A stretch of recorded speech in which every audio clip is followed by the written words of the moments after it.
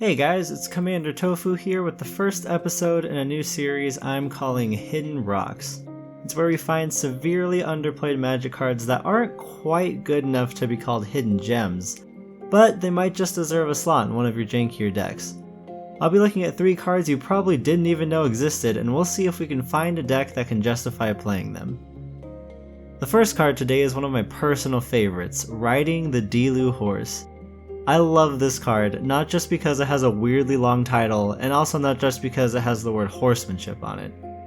I love this card because it's unnecessarily confusing and for absolutely no good reason.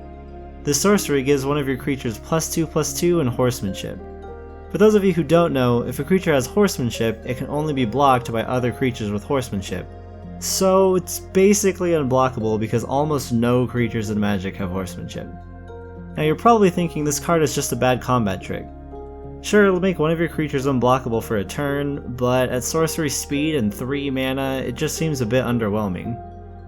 But what if I told you that this card isn't a combat trick? You might notice that combat tricks that buff your creatures always say until end of turn on them, but this one doesn't, and no, it's not just a typo.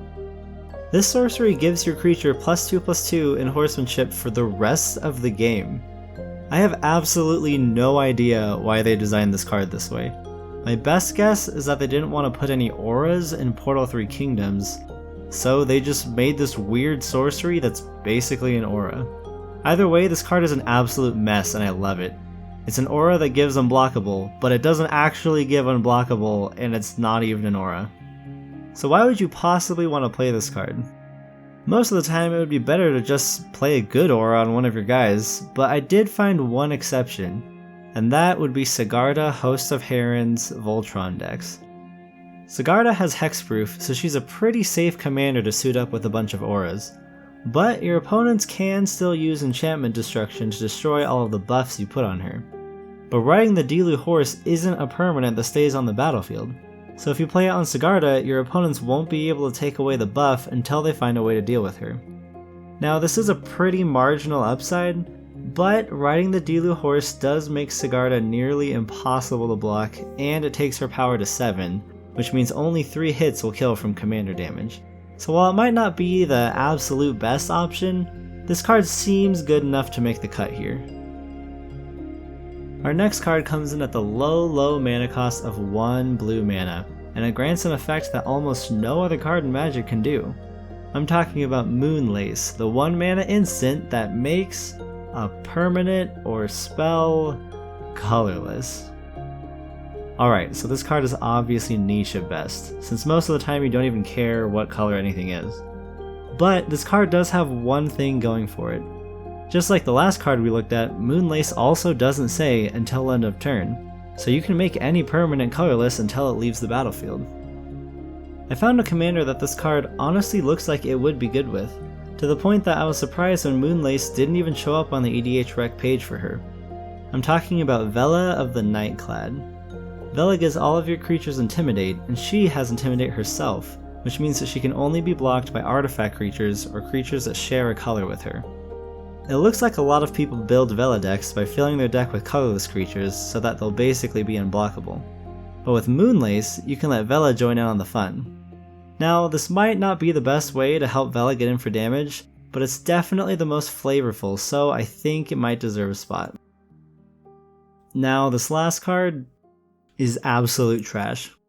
When I first read it, I thought it was one of the worst cards I'd ever seen. And then I realized that I didn't even read it correctly, and it was way worse than I thought it was. So it was pretty tough to find a spot for this trash card.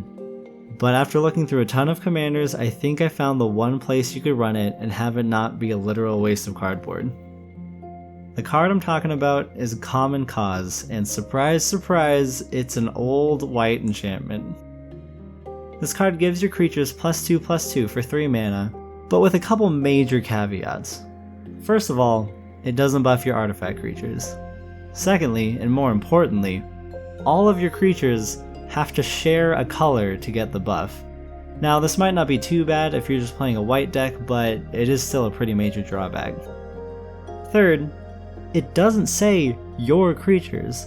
So not only do all of your creatures have to share a color, but all of your opponent's creatures also have to share the same color. So in other words, this card doesn't do anything unless every single non-artifact creature on the board shares at least one color. And lastly, and this part is honestly just insultingly bad, if you somehow manage to get all of the creatures on the board to be the same color, Common Cause will buff your opponent's creatures too. Sorry, I got kind of nauseous there for a sec. This card is disgustingly bad. So what kind of deck would possibly want to run it? Well, a card as janky as this deserves an equally janky commander, so I drudged my way through the long list of mono-white commanders until I found one that at least kind of works here. 8.5 Tails is a pretty janky commander that can make other permanents white for just 1 mana. With him out, you at least have some control over when Common Cause is active, so you can hopefully only have it be on when you're not the one being attacked. This also helps a little bit because 8.5 Tails decks tend to be kinda pillow forty, so you can encourage your opponents to attack each other, and then make all the creatures white only when your opponents are taking damage. Now, in all honesty, this card is still really bad and should probably never be played. But if for some reason you were dead set on playing Common Cause, then this is the one place you could do it that wouldn't make the universe angry at you for existing. So I think that makes it good enough to be on this list. That brings us to the end of this first episode of Hidden Rocks.